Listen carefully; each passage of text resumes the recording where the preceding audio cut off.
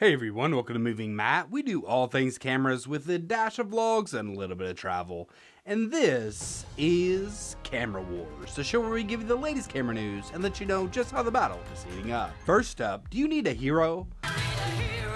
Well, GoPro has you covered with the new Hero 10 Black. This latest iteration offers 5.3K at up to 60 frames per second, 4K at up to 120 frames per second, and 2.7K at 240 frames per second. It also offers stills at 23 megapixels and updates its stabilization to Hyper Smooth 4.0, proving that Canon and Sony know nothing about digital stabilization. With these improvements, along with bringing back staples from generations past, GoPro hopes to break its streak of being voted camera most forgotten in bag 6 years in a row. I do hope this camera does well. I always see the marketing for these cameras and get all hype, but then I realize I'm not as adventurous as the people in the video. I mean, the channel's called Moving Matt, and I barely get out of this chair.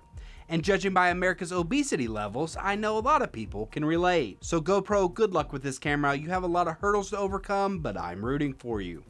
But speaking of a hurdle for GoPro, Apple announced the new iPhone 13 Pro, and essentially the updates are all about the cameras. And I know you're excited to hear about the smartphone cameras, so let me tell you about them. No! God, please, no! First off, the telephoto lens now offers up to 3 times optical zoom, the ultra-wide is now capable of macro photography and videography, and also the sensor sizes are now larger, allowing for better low light. But that's not all. Wait until you hear about all these video features. I don't care. It has the new cinematic mode that uses LiDAR to blur the background in video, either live or in post. And speaking of post, if you have the 256 gig or above, now you can record in ProRes, which should make editing footage a much better experience.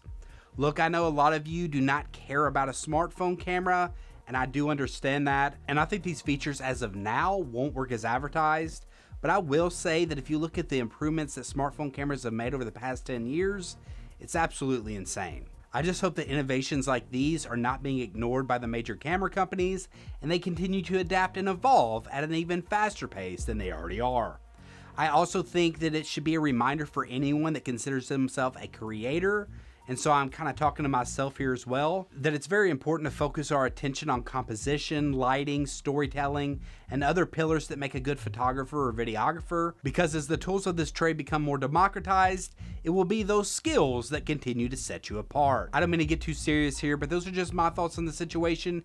Do you agree? Do you disagree? Drop in the comment section below and let me know. But Apple isn't the only company innovating. Canon finally officially announced the Canon EOS R3. Now, there was a lot of rumored specs about this camera before the release, and it turns out it's all true. But just because there wasn't a lot of surprises doesn't mean there wasn't a few pleasant ones. The first of which was 6K 60 RAW, which I'm pretty sure I said was gonna happen, but I couldn't find the video to verify that, so I could be lying. Also, finally, Canon got rid of the annoying 30-minute record limits, and the screen is also more impressive than revealed in the rumors. The R3 has an insane 3.2-inch 4.15 million dot LCD screen, which brings the gap in screen quality between Canon and Sony to embarrassing proportions. Come on, Sony, you literally make 8K TVs and 4K phone screens. It's time to dramatically step up your game. Now, I'd say the best part about the whole R3 announcement was how it seems to be delivering on all the specs that have been advertising, including the eye-controlled autofocusing. Now, of course, all we've seen so far are the prototype units, and since that's the case, I think there's still some bias when it comes to being too harsh on this camera. So we will have to wait until it gets out into the wild to know for sure. But getting out into the wild may be an issue, because literally days after the announcement, it has now been placed on Canon's supply issues list. And this list also now includes the 16mm f2.8 and the 100-400 f5.6 to 8, the two lenses that were announced alongside the R3. Let's hope that this is a very temporary issue, but I will say if you are someone who hasn't ordered yours already, good luck getting yours before the end of the year. And finally, we do have a little bit more information being leaked about the Sony A7 IV. According to Sony Alpha rumors, who are about as reliable as a father sticking around,